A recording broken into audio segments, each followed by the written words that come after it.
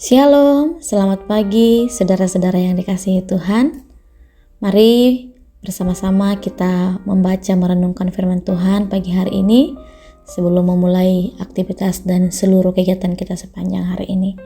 Sebelum membaca dan merenungkan firman Tuhan, mari kita berdoa. Terima kasih Tuhan buat kebaikan-Mu bagi kami. Pagi hari ini kami boleh merasakan lawatan Tuhan, kasih setia Tuhan yang terus Tuhan nyatakan dalam hidup kami.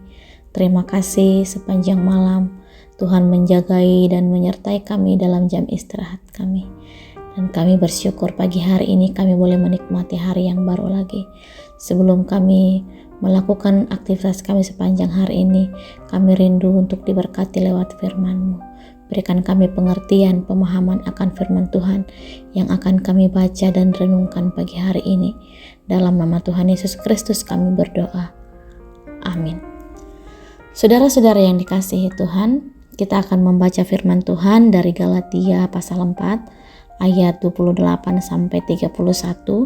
Kita renungkan firman Tuhan dengan tema identitas sebagai orang merdeka. Demikian firman Tuhan. Dan kamu saudara-saudara, kamu sama seperti Ishak adalah anak-anak janji. Tetapi seperti dahulu, dia yang diperanakan menurut daging, menganiaya yang diperanakan menurut roh. Demikian juga sekarang ini. Tetapi apa kata nats kitab suci?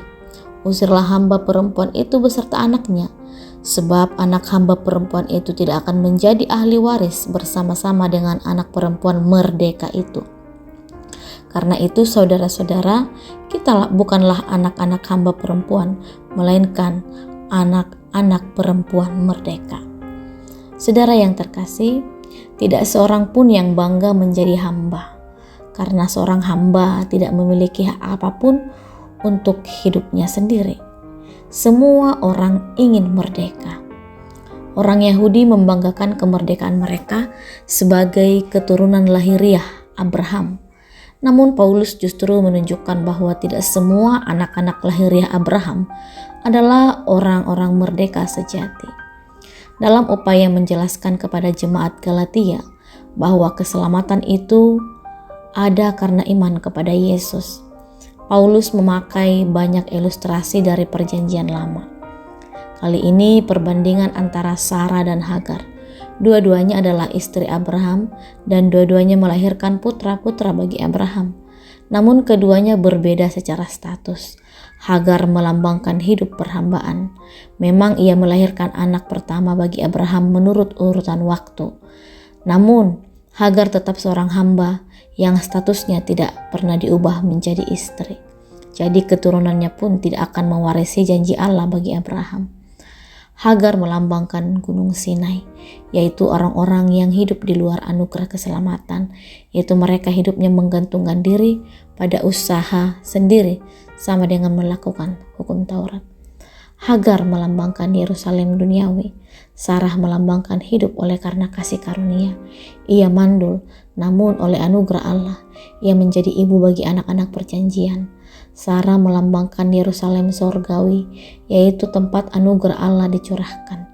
Jadi anak-anak yang lahir dari Sarah adalah ahli waris janji-janji Allah semata-mata oleh karena anugerahnya. Tidak mengherankan kalau anak-anak Tuhan akan selalu mendapat aniaya dan dengki dari anak-anak hamba yang tidak mendapatkan hak.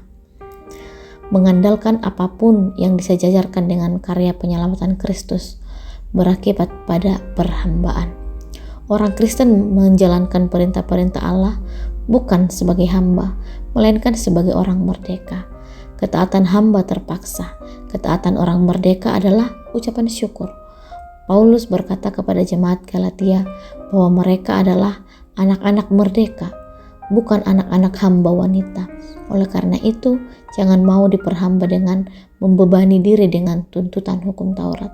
Anak-anak merdeka akan melakukan Taurat bukan sebagai tuntutan, tetapi sebagai cara hidup yang sesuai dengan kemerdekaan yang mereka peroleh dari Kristus. Kita adalah orang-orang yang dimerdekakan oleh karena pengampunan yang Tuhan Yesus Kristus kerjakan di kayu salib. Mari hidup sebagai orang-orang merdeka. Di dalam kehidupan kita tetap melakukan kehendak Tuhan. Amin untuk firman Tuhan. Mari kita berdoa.